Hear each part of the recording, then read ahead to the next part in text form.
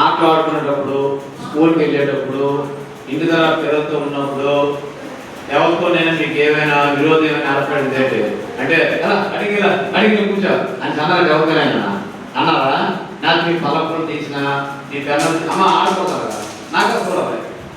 పలపూలు తీసిన, పెన్నులు తీసిన, పెన్సిల్ తీసిన, అలా గసిరాడు చేశారు ఎప్పుడైనా మీరు? మీ ఫ్రెండ్స్ కానీ మీ పక్కలు కానీ ఒకవేళ పుస్తకం పట్టుకెళ్ళిపోయాడు అనుకో, మళ్ళీ మీకు ఇవ్వలేదనుకో, ఎప్పుడైనా ఆ ఇంటికి వెళ్ళి దెబ్బలాడికి వెళ్ళాడు ఎప్పుడైనా? ఇప్పుడే వెళ్ళలేదండి. ఆ మాట ఇవాళ మనం నేర్చుకుందాం. అయితే అందరూ చాలా జాగ్రత్తగా ఉంటామా. ఒక ఊర్లోను అమ్మో అది చూడకూడదు తల్లి, ఇది దేవుడి సన్నిధి కదా, దేవుడి సన్నిధిలో మనం ఎంత బుద్ధిగా ఎంత వినయంగా ఉంటే దేవుడు ఇలా అని దేవుడు అంతగా దీవిస్తాడు. నిన్ను దీవించడమే కాదు, నిన్ను దీవిస్తాడు, మీ అమ్మ నాన్న కూడా దీవిస్తాడు. వాళ్ళు ఏ ఉద్యోగాలు చేసినా ఉద్యోగాలు లేకుండా చేతులు లేకుండా పని ఊపిపెట్టడంలో కారణం అంటే అంతగా దీవిస్తాడు మీ నాన్న అమ్మనైనా. అమ్మ ఆరోగ్యం దీవిస్తాడు, ఆయుష్ను దీవిస్తాడు, మరి ఉద్యోగం దీవిస్తాడు, చేతి పని దీవిస్తాడు. చూడండి ఏ దీవులు ఉన్నాయో. మీకు బుద్ధి జ్ఞానము సకల జ్ఞానము దేవుడు అనుగ్రహిస్తాడు. చదువు విజ్ఞానము వినయము అని దేవుడు నేర్పుతాడు. మనం ఎంతో నీటిగా ఉంటే దేవుడి సన్నిధిలో ఇది ఒక క్రమశిక్షణ అన్నమాట. అర్థమైందా? ఓకే. అయితే ఒక మహారాజు దగ్గర ఒక వ్యక్తి 50,000 అప్పు తీసుకున్నారు. 50,000 అప్పు తీసుకున్నారు. 50,000 అప్పు తీసుకుంటే పాపం ఛానల్ అయిపోయింది. 5 సంవత్సరాలు 10 సంవత్సరాలు అయిపోయింది. అప్పుడు చాలా డబ్బులు అయిపోయింది. అన్నీ రమ్మన్నాడు ఆ మహారాజు. కాగితం చూశాడు. ఒరే నీకు 50,000కి 1,50,000 వడ్డీ అయిపోయిందిరా, ఇప్పుడు ఎంత అయింది మొత్తం? 2 లక్షలు కట్టాలి. నీకు ఇక్కడ ఉన్నాయా? ఆ బాబు కడతాను. లేదు మీ ఇంట్లో ఇల్లు అమ్మియండి, బంగారం అమ్మియండి, ఇంకా అవసరమైతే మీ పిల్లలు కూడా తాకట్టు పెట్టేసి ఏంటి మీ పిల్లల చంటి పిల్లలు పెద్దలు అందరూ తాకట్టు పెట్టేయండి, నా డబ్బు చెల్లించండి అన్నాడు. అంతే. ఎంతనే కాలు పడిపోయాడు.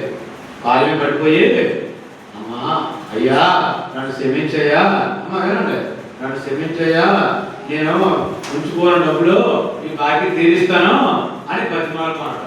ఏమని బతిమాలాడు? బాబు అయ్యా నన్ను క్షమించండి, ఈ బాకీ తీరుస్తాను, నేను మీకు రుణపడుతును, మీకు అచ్చవును, నన్ను క్షమించండి అని మోకాల మీద పడి ఆయన పాదాల మీద పడిపోయేసరికి రాజుగారు అన్నారు, సరే సీటు తీశారు. నేను ఎంతగా బతిమాలుతున్నాను కదా, క్షమించమని అడిగారు కదా, అయితే ఈ రోజు నుంచి నువ్వు పూర్తిగా ₹1 చెల్లించదా అని ఇచ్చాడు. అంతే. అప్పుడు ఎలా అవుతుంది? ఎంత హ్యాపీ ఫీల్ అవుతుంది? ఎంత మన హ్యాపీగా ₹2 లక్షల సీట్ ఏం చేశాడు? సీట్ వేసాడు. మరి కట్టలేదు ఇప్పుడు, మరి కట్టవసరం లేదు. ఏది కారణం ఏంటి? క్షమించమని అడిగింది ప్రతిమాలాడు కాబట్టి, అంతే కదా. రాజులు కట్టెలు పడి క్షమించాడు లేదా? ఇప్పుడు ఇతనికి ఎంత 50,000 కదా, ఇతను ఇంకొక అతనికి ఒక 10,000 అప్పు ఇచ్చాడు. ఎవరిచ్చారో? మధ్యలో ఉన్న వ్యక్తి. అంతే. ఎవరైనా క్షమించాడో ఆ క్షమించబడిన వ్యక్తి 10,000 అప్పు ఇస్తే ఆ 10,000 వెళ్ళి నువ్వు నా డబ్బులు ఇస్తావు ఎవరా అని అడిగాడు. అయ్యా నాకు డబ్బులు లేవు, ఇస్తాను.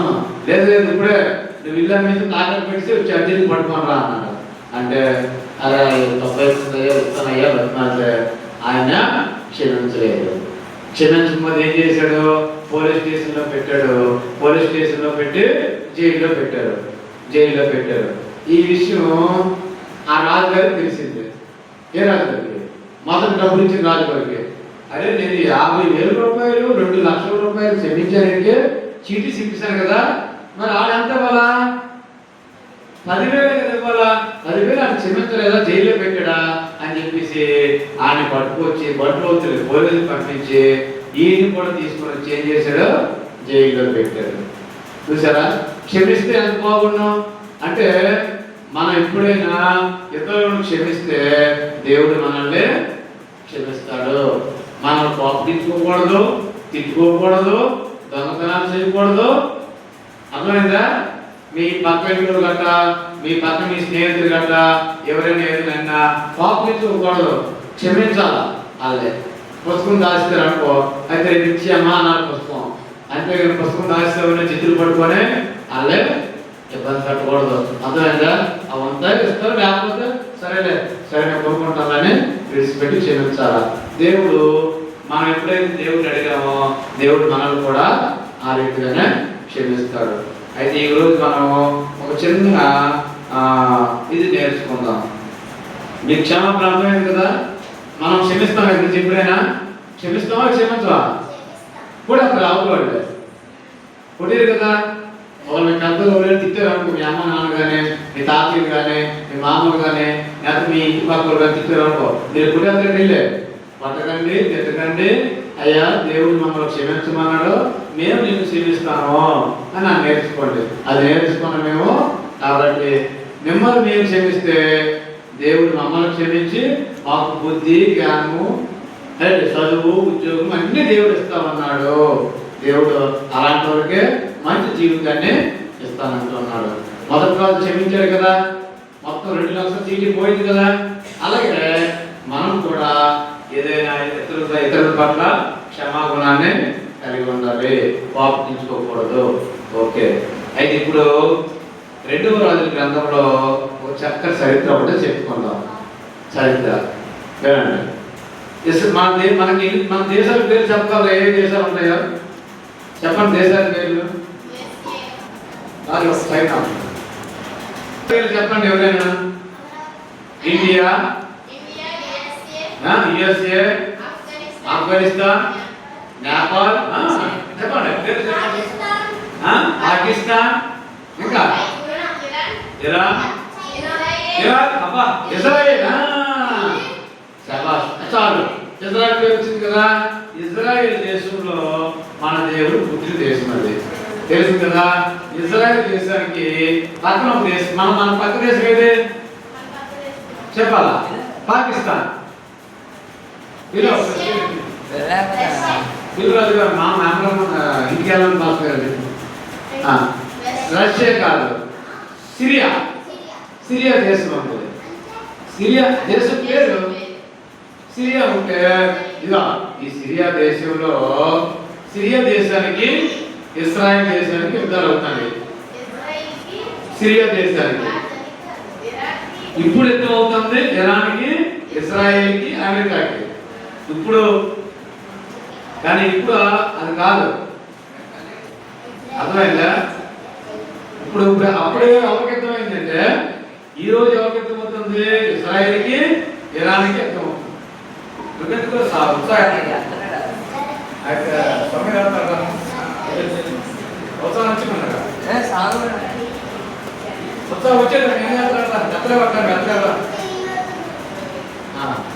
కూర్చో కూర్చోన్నాను. అయితే ఇక ఎప్పుడైతే యుద్ధమైనప్పుడు ఇజ్రాయెల్ ఓడిపోయింది. అమ్మా ఇజ్రాయెల్ ఓడిపోతే ఇజ్రాయెల్ కొంతమందిని ఆ సిరియా దేశం నుంచి కొంతమంది తీసుకెళ్ళిపోయారు. అందులోనూ ఎప్పుడన్నాము శశి, మన శశి ఎప్పుడైనా నడుచుకోను లీలావతి, ఇలాగా చిన్నపిల్లల్ని ఎత్తుకెళ్ళిపోయారు అన్నమాట రాజుగారు. ఎత్తుకెళ్ళిపోతే అక్కడ తీసుకెళ్ళిపోయి వాళ్ళు ఏం చేశారు? ఇంట్లోనూ అంట్లు తోమడానికి ఏంటి రాజుగారి ఇంట్లో ఏం చేశారు? వీళ్ళు అంట్లు తోమడానికి, ఇల్లు ఊడడానికి, ఆ బట్టలు ఉతకడానికి, అలా పనులన్నీ చేయించడానికి. ఇవన్నీ కాకుండా అక్కడ రాజుగారి భార్య ఉంటారు కదా, రాణిగారు. రాణిగారికి టీ ఇవ్వడం, ఏంటి కాఫీ ఇవ్వడం, అలాంటి పనులు చేయించుకుంటారు అన్నమాట. అలా నాకు ఎంత కావాలి, ఎందుకు వంట చేయడం చేస్తుంటే ఏనండి రాజుగారి కంట ఆ రాజుగారికి ఒక జబ్బు ఉంది. రాజుగారికి ఏం జబ్బు ఉంది అమ్మా? అది మాట్లాడకూడదు. రాజుగారికి కుష్టి వ్యాధి ఉంది. రాజుగారికి ఇక్కడ మగ కుష్టి వ్యాధి ఉంది. కుష్టి వ్యాధి అంటే అలా పెరిగిపోతుంది అన్నమాట. మచ్చలు వచ్చేస్తాయి. మచ్చలు వచ్చేసి కొడుకుల్లో వచ్చి అత్యాయి కనబడుతుంది. ఏంటి అర్థమైందా? పొడలు కుష్టి పొడలు వస్తాయి. ఈ పుష్టి ఎప్పుడైతే వచ్చిందో రాజుగారు అమ్మా వినండి నాన్న, రాజుగారు మాకు రోజు మొక్క కప్పించుకుంటాను. కానీ అమ్మా ఏం లేదు వినండి, నా వైపు చూడండి. ఇప్పుడు తెచ్చుకోకూడదు, నేను ఇస్తాను అందరికి తినడానికి. మీరు అలాగే తెచ్చుకోకండి ఇంటికి వచ్చినప్పుడు, ఓకేనా? మా ప్రశ్నలు అడుగుతాను మళ్ళా, నేను ప్రశ్నలు చెప్తావా? అది దేశం పేరు చెప్పి పేరు ఇశ్రాయేలు. అది ఇప్పుడు వినండి అమ్మా, ఈ చిన్నపిల్లలు ఏం చేసిందంటే ఆ రాజుగారు ఉన్నారు కదా, రాజుగారు ఇప్పుడు మొక్క నిండా మశాయిగా ఉంది, కానీ దేశానికి మహారాజు. దేశానికి ఏ దేశం? ఏ దేశం? ఇజ్రాయేల్ దేశం. అయితే నాన్న వినండి, అప్పుడు ఈ చిన్న పాప మన లీలావతి శశిలా ఉంటుంది కదా, ఇలాంటి పాప ఆ అమ్మగారికి ఏమొచ్చి టీ అందించినప్పుడు ఆ గిన్నె తోమినప్పుడు చెప్తుంది. అమ్మగారు మా ఊళ్ళో పాస్టర్ గారు ఉన్నారు, ఆ పాస్టర్ గారికి ఇస్తే ప్రార్థన చేస్తే తగ్గిపోద్దండి అన్నది. అంటే ఇదేంటి పాస్టర్ గారు ఉన్నారా? అయితే ఉండు మన రాజుగారికి చెప్తాను అన్నది. రాజుగారు చెప్పింది. రాజుగారు చిన్నగా పాస్పోర్ట్ దగ్గరికి ఎంత బంగారము, ఎంత డబ్బు, అన్ని బట్టలు పట్టుకుని వెళ్ళారన్నమాట. పట్టుకొని వెళ్తే వినండి, ఆ చివరిని ఆ ఇంటి చివరి గేట్ ఉందంట. అమ్మా గేట్ దగ్గర ఉంటే అక్కడి నుంచి కాలింగాలు కొట్టారు. ఆయన కాలింగాలు కొడితే లోపల ఉన్నాడు పాస్టర్ గారు ప్రార్థన చేస్తున్నారు. అయితే ఎవరు వచ్చారో చూసారా అనేసి గెహాజీ ఉంటాడు శిష్యుడు. శిష్యుడి పేరు గెహాజీ. పాస్టర్ గారి పేరు ఎలీషా. పాస్టర్ గారి పేరు ఎలీషా. అప్పుడు అమ్మా ఏం పేరు పాస్టర్ గారి పేరు? చెప్పండి. ఎలీషా. శిష్యుడి పేరు గెహాజీ. అలా ఏడున్నర ఇంటికి వచ్చి కాలింగాలు వచ్చేసరికి అప్పుడు పాస్టర్ గారు అన్నారు, రాజుగారు మీరు వచ్చారు, మరి నా దగ్గర రావద్దు. తెలుసు ఎందుకు తోమలోనూ మనకి చెంపాకు ఎక్కడ ఉంది? ఇక్కడ చెంపాకు ఎక్కడ ఉంది తెలుసా? మన కాలంలో తెలుసా? కాలం పెట్రోల్ రోజుల కాలం, ఆ కాలంలో ఉంది. ఆ కాలంలో స్నానం చేసి 7 సార్లు మునిగి లేకండి అన్నారు. 7 సార్లు మునిగి వేసిపోతే బాగుందంటే ఆ రాజుగారు కోపం వచ్చింది. నేను అంత దేశం వచ్చాను, ఎంత డబ్బు ఉన్నాండి, ఎంత బంగారం ఉన్నాండి, ఎంత అధికారం ఉన్నాను, నేను నా దగ్గరికి వచ్చి బాధ చేయాలనే ఈ పాస్టర్ గారు అంటే ఇలా అన్నారు అంటే కోపపడి వెనక్కి వెళ్ళిపోతాను. అమ్మా వెళ్ళిపోతే అక్కడ అతనితో వచ్చిన వ్యక్తి మరి ప్రశ్నలు అడుగుతాను. నాన్న ప్రశ్నలు అడుగుతాను, నిన్నే నీ పేరు పేరు అమ్ములో నేను ప్రశ్నలు అడుగుతాను మళ్ళా. అది రాజుగారి పేరు ఏం పేరు? రాజుగారు నైమాన్. రాజుగారి పేరు ఏం పేరు? నైమాన్. పాస్టర్ గారి పేరు ఏం పేరు? ఎలీషా. నిన్ను అడుగుతాను ప్రశ్న. శిష్యుడి పేరు ఏం పేరు? శిష్యుడి పేరు ఏం పేరు? ఏం పేరు శిష్యుడి పేరు? పాస్టర్ గారి పేరు ఏం పేరు? గెహాజీ. పాస్టర్ గారి పేరు ఏం పేరు? రాజుగారి పేరు ఏం పేరు? నైమాను. అయితే ఇగో మొత్తం మీద ఎలా ఉన్నా వీళ్ళు మాత్రం ఎక్కడ కూడా మాట వినలేదట. వెళ్ళిపోతుంటే ఆ సైన్యంలో ఒక ఆయన నుంచి ఇక్కడ సీట్ లైట్ దగ్గర ఉంటుంది. అమ్మో మడమై అది మడమే కూర్చో. అయితే ఇక ఎప్పుడైతే అన్నాడో తక్కువని ఏమండి రాజుగారు అతను ఏంటన్నాడు పాస్టర్ గారు 7 సార్లు మునిగి వేసుకోండి అంతే కదా కాలంలోనూ. ఆ కాలం పేరు యోర్దాను నది. ఏ పేరు? యోర్దాను నది. మన కాలం కాదు, అది యోర్దాను నది అన్నమాట అది.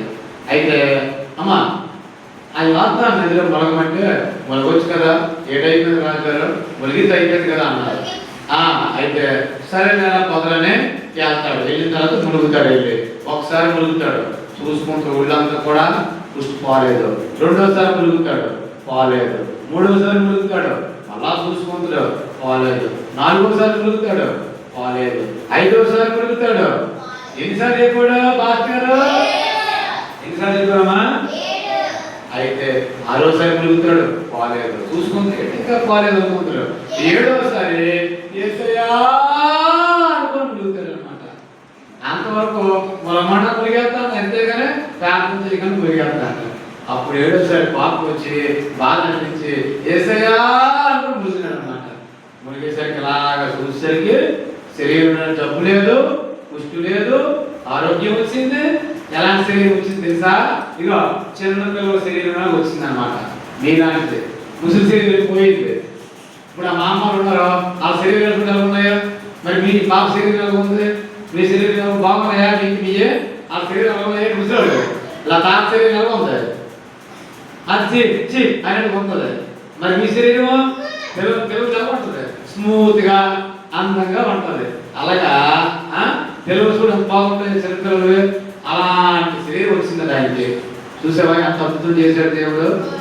అమ్మా అమ్మో కూర్చో, అమ్ముడు కూర్చో. అయితే అలాగా ఎప్పుడైనా ఏంటి దేవుడు ఏదైనా కార్యం చేస్తాడు. మనం ఎలా చేయాలా? విశ్వాసంతో ప్రార్థన చేయాలి, విశ్వాసంతో అడగాలి. ఏంటి బాగులేనప్పుడు ప్రార్థన చేసుకోవాలి. మీరు ఇప్పుడు బాగులేదని కోరికైనా అలా చేసి ప్రార్థన చేసి ప్రార్థన రాసి ప్రార్థన చేస్తే చక్కమని ఎగిరిపోతాయి. అంతే. అర్థమైందా? అంతే. జరుగుపోతాయి, జబ్బులు పోతాయి, అన్నీ పోతాయి, ఏది ఉండదు. ఎందుకంటే మీరు విశ్వాసంతో ప్రార్థన చేస్తారు. విశ్వాసంతో ప్రార్థన చేస్తే దేవుడు విశ్వాసంగానే దీవిస్తాడు. దేవుడు ఈ కథను బట్టి అందరినీ కూడా దీవించి ఆశీర్వదించిన గాక. ఆమేన్.